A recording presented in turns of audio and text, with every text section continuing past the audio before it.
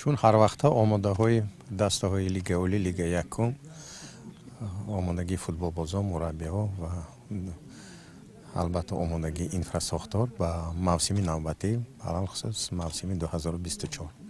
лекин нисбати солҳои қаблӣ имсол дар асоси дастуру супоришҳои раиси маҷлиси миллии маҷлиси олии ҷумҳурии тоҷикистон, президенти федератсияи футболи тоҷикистон муҳтарам Рустами Эмомалӣ дастуру супоришҳо зиёд шудагиянд ҷиҳати ҳаматарафа омода шудани дастаҳо, тасдиқи харҷнома, омода кардани инфрасохтор, чуноне ки ба ҳамагон маълум аст, ҳамаи варзишгоҳе ки дар онҷо бозиҳо миёни дастаҳои лигаи олӣ ва лигаи якум бояд таъмир карда шавад то оғози мавсим ва як қатор варзишгоҳҳо ҳатман бояд бо системаи рӯшнодиҳии ҳозиразамон таҷҳизонида бояд шаванд ва бозиҳо миёни дастаҳои лигаи олӣ дар асоси дастури супоришҳои муҳтарам раис бояд дар шомгоҳ баргузор гардад.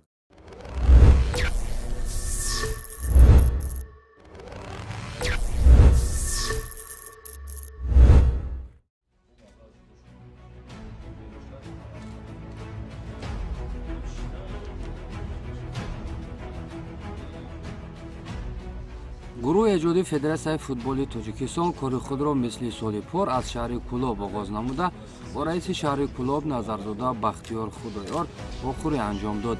зимни баррасии масъалаи омодагии дастаи равшани Кӯлоб ва варзишгоҳи хонагии даста ба мавсим гуфта шуд, ки токунун барои дастаи равшан аз ҷониби мақомоти иҷроии ҳукуми давлатии шаҳри Кӯлоб 1 миллиону 200 ҳазор сомонӣ ҷудо шудааст. барои бартараф намудани камбудиҳои ҷой дошта бошад, маблағҳои алоҳида пешбинӣ шудааст.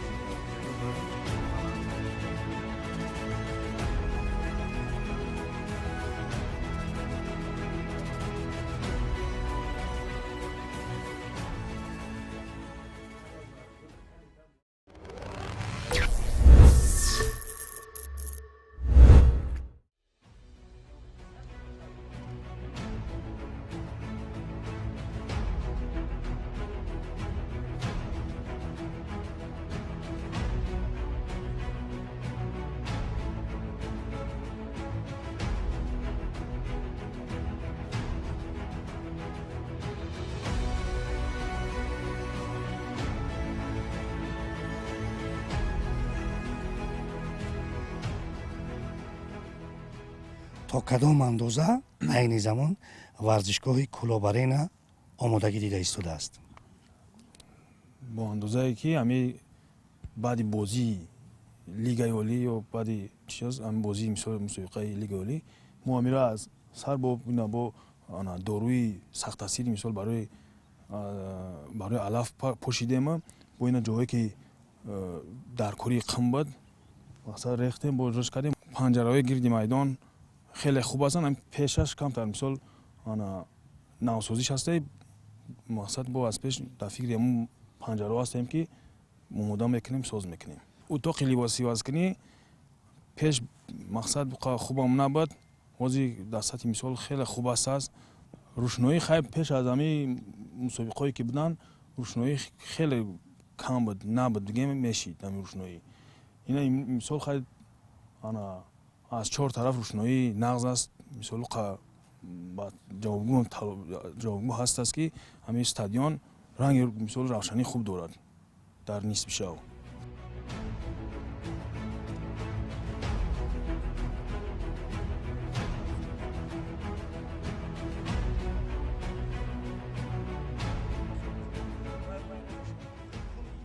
мана мо масъули варзишгоҳи Кӯлоб-аренаро шунидем.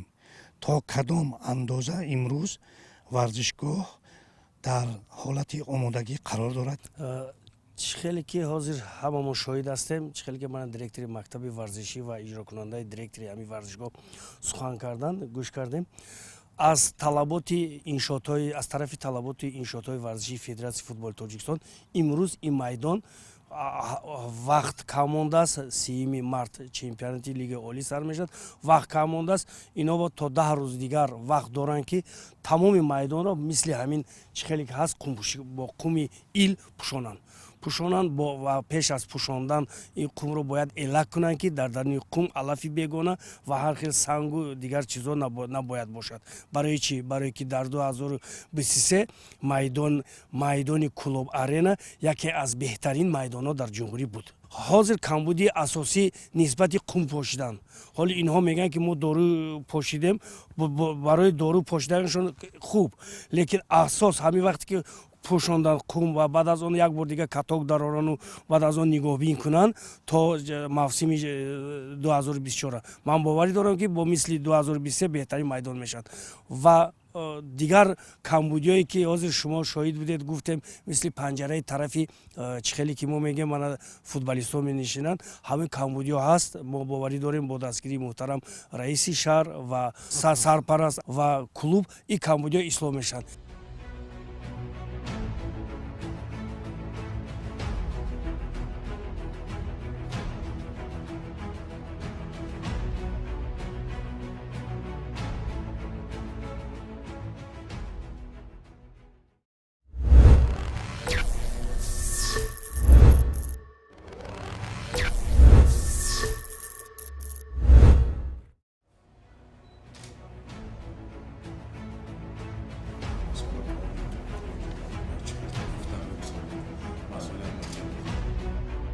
чунончи маълум ду даста файзкан дар лигаи олӣ ва ҳолбук дар лигаи якум имсол ноҳияи восеро муаррифӣ мекунанд. бинобар маълумоти гирифта дар мавсими нав мақомоти маҳаллӣ ба дастаи файзкан 1 млн 200 000 ва ба дастаи ҳолбук 600 000 сомонӣ ҷудо хоҳад кард. дастаи файзкан мавсими гузашта бозиҳои хонагии худро дар варзишгоҳҳои дигар баргузор кард. ҳолбук бошад дар варзишгоҳи марказии ноҳия, аммо имсол ҳарду даста тасмим доранд бозиҳои хонагии худро маҳз дар ҳамин варзишгоҳ доир намоянд. аммо оё ин варзишгоҳ метавонад то оғози мавсими ҷадид омода бошад?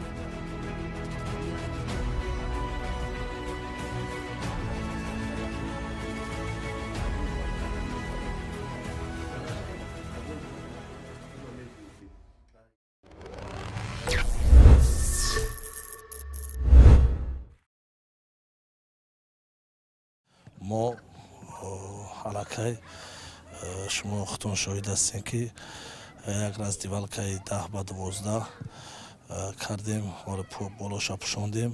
чароғонкунӣ варзишгоҳ чӣ? ям ҳастай дар нақша чанд та шинондагӣ ҳастем. боз амира зиёдтар мекунем ки то мардум озод тамошо кунанд, озод футбол дар вақти тобистон битонем ки шаб футболро бигзаронем. чаманзори майдон дар кадом ҳолат аст? чаманзори майдон надидестем ки ҳолаташ уқа бад нестай. бо нақша дорем ки баъд аз ҳамин моҳи январ қум пӯшонем то бозира хуб ба сифати аъло битем споремш. аз ҷониби мақомоти маҳаллӣ ба фекаи футболи ҳолбуки восе 600 000 сомонӣ ҷудо шудагӣ дар соли 2024. дар соли 2024. ин кифоя аст? ин кифоя нестаи кифоя ҳеҷ вақт кифоя нестаи дар ҳами якум тур монам намераса натиҷа бо ба дастгирии соҳибкоро мо боварӣ дорем ки дастгирӣ мекунанд соҳибкоро. мо футболи хуб нишон медиҳем соли 2024.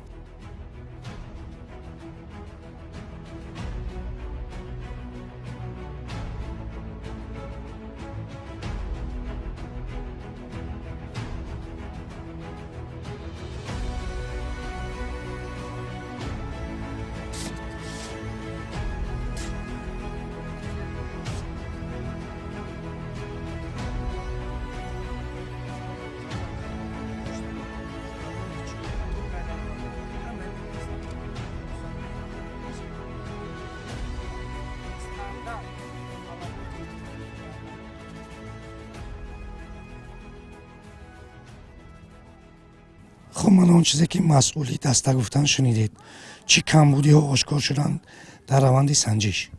аввал ҳуҷраи либоси васкунӣ чӣ хеле гоз дида баромадем. кори сохтмон давом дорад. дар даруни ҳуҷраи либоси васкунӣ 2 ҳоҷатхона, 4 яъне гӯем душ барои баъд аз бозӣ сару руд шуштани футболбозон. ин талабот бо мувофиқ мешавад ҳаст. ва дигар гуфтанӣ ҳастам ки чӣ хеле ки дида истодед дар варзишгоҳ ҳоҷатхонаи барои мухлисон мана аз дастчи шаб ҳаст. ҷамъияти бале ҷамъияти ин кам аст. нисбати панҷара чӣ хеле ки мана директори клуб гуфтанд то моҳи март бояд кунанд, агар накунанд ин варзишгоҳ барои гузарондани ин варзишгоҳ ва ин майдон барои гузарондани чемпионати Тоҷикистон байни дастаҳои Лигаи Якум қабул намешавад.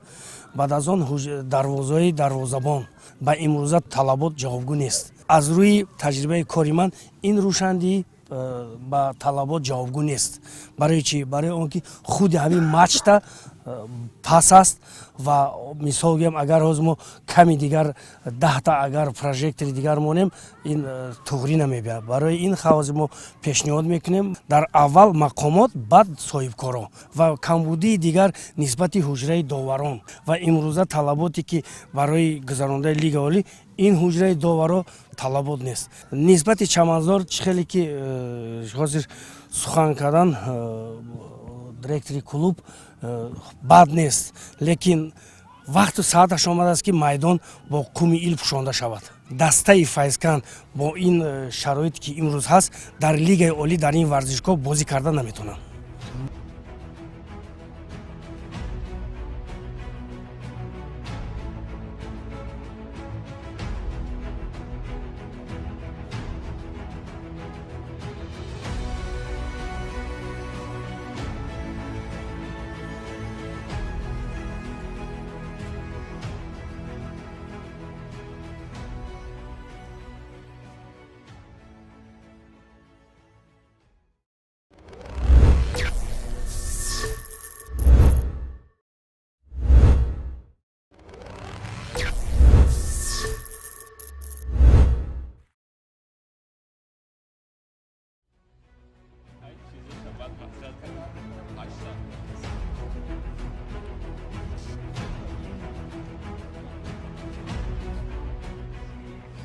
роҳбарияти ноҳия ва дастаи ҳосилот барои дар ҷояш ҳаллу фасл намудани масъалаи мавҷуда гурӯҳи кориро дар варзишгоҳи ноҳия қабул карда аз чаманзори майдон то ҳуҷраҳои либоси баскунӣ ва дигар иншооти маъмурии варзишгоҳ дидан намуданд. аз нигоҳи мутахассисон дар варзишгоҳ чанд камбудиҳое ошкор шуданд ки бартараф кардан чандон мушкил нест ва масъулин низ қавл доданд ки онро то оғози мавсим бартараф мекунанд. мақомоти маҳаллӣ бошад аллакай барои дастаи ҳосилот 1 миллиону 300 ҳазор сомонӣ ҷудо карда иҷрои нақшаи 5 миллион сомониро пешбинӣ кардааст. то имрӯз чӣ корҳо анҷом шуданд дар варзишгоҳ? мо барои тайёрии чемпионати республика соли 24 таъмира сар кардем. аввали моҳи декабр варзишгоҳ қумпӯшонӣ кардем, об гузарондем, раздевалкаҳоро ҳамаша кондитсионер мондем барои ҳамчи тайёрӣ дистем. кадом камбудиҳоро пешниҳод кардан бояд шумо ислоҳ кунед? мо ҳамчи камбудиҳое ки гуфтанд мон ҳамаша ислоҳ мекунему тайёр мешавем барои чемпионата. чаманзор дар калом ҳолат аст? ҳолати таъмир да ёзе мо алафи табиатия мо бихоҳем нахоҳем ози зард шидагӣ бо моҳи марда ҳамаш ҳар сола бар ин соз мешавад. хуб нишастгоҳҳо намерасанд? намерасанд нишастгоҳ бисёр шикастагиам то чемпионатара ҳамаша ҳалиш мекунем. то ки доварон 100% тайёра ягон камбудӣ надоранд. он камбудиҳое ки он пешниҳодие ки мо кардем ҳозир худатон шоҳид будед ки бо ҳамроҳии мо раиси ноҳия гашта шахсан таҳти назорат гирифта дида истоданд. дар ҳақиқат нисбати ҳуҷраҳои либосиваскунӣ пешниҳоде ки ҳозир ман кардам он кондитсионере ки шинода шудааст майда мебошад. чӣ хеле ки муҳтарам раис гуфтанд ки иваз мекунем ё хушк мекунем барое ки худатон медонед ки ин тараф чӣ хел гарм аст. барои ҳамин на он қадар камбудиҳои проблемаи калон доранд. ман бовар дорам ки ҳамаи ислоҳшаванда аст ва ислоҳ мекунанд, лекин нисбати майдон корҳои аграрӣ идома дорад ва боз барое ки чӣ хеле ки маълум аст мана шумо нигоҳ карда истодитон ҳама якҷоӣ бо ҳам якҷоягӣ ин қум барои майдони пӯшонда кам ҳаст. мондагии корҳое ки барои мавсими нав то 30 апрел вақт доранд ҳамаш ислоҳ мешавад.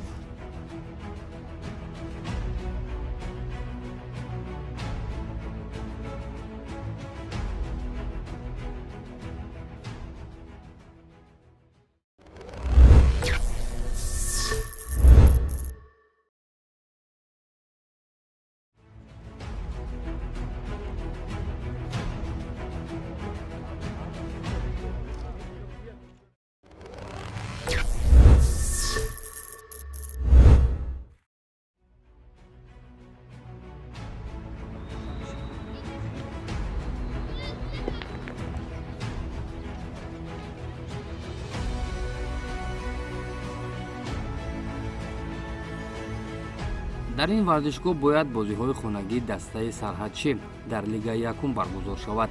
мутаассифона то имрӯз корҳои омодагӣ ба мавсим шурӯъ нагардидааст. агарчи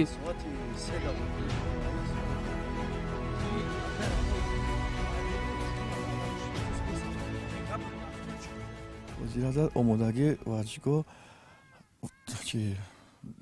бинои ҷойвазкунӣ ба мавсим рафтааста аллакай қариб 90% бино тайёр шудагия ба мавсим мумкин тайёр карда супорем.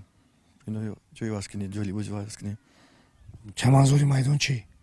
чаманзори майдонам қариб кардагием як камтар гаш мондагия паш варатаро камтар чиқра амҷаша камтар қим мепартем дигар тамом. камтар қим мепартем ки ҷои чиқриёш бошад тамом. корҳо кай шурӯъ мешаванд умуман? корҳо ҳамин ҳафтаи пешомад сар мекунем. мо на майдончаи нава соз кардастем қариб 90% тамом кардем. бози корҳо давҷа баъда буд кана иҷа мегзарем. панҷарабандии гирди майдон чӣ? панҷарабандии гирди майдон хайрат иҷа маблағи бисёр калон дар кора иша хай мекунем ягон соҳибкор қад як тараф ягон кас ёрдамон кунад ба маблағи соҳибкорро кардан мумкин. ба исо мактаб наметонем. барои ба мавсими нав омода намудани ин варзишгоҳ хеле корҳои зиёдеро ба анҷом расонидан лозим аст, аммо вақт барои бартараф намудани ин камбудиҳо шояд кифоягӣ накунад. чӣ хеле ки ҳозир аз назар гузарондем, дар ҳақиқат дар ин варзишгоҳ ва дар ин майдоне ки дастаи сарҳадчӣ дар лигаи якуми чемпионати тоҷикистон бозӣ мекунанд, то ҳол ягон кор карда нашудааст.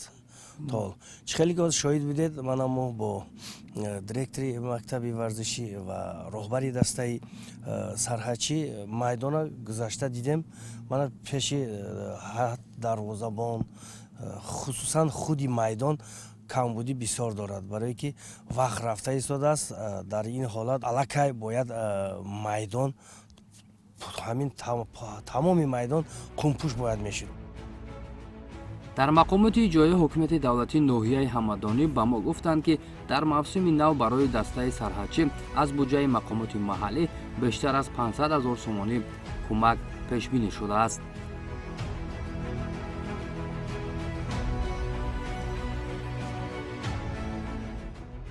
бо ташриф аз варзишгоҳи марказии ноҳияи ҳамадонӣ гурӯҳи кории санҷиши худро дар минтақаи Кӯлоб ба анҷом расониданд.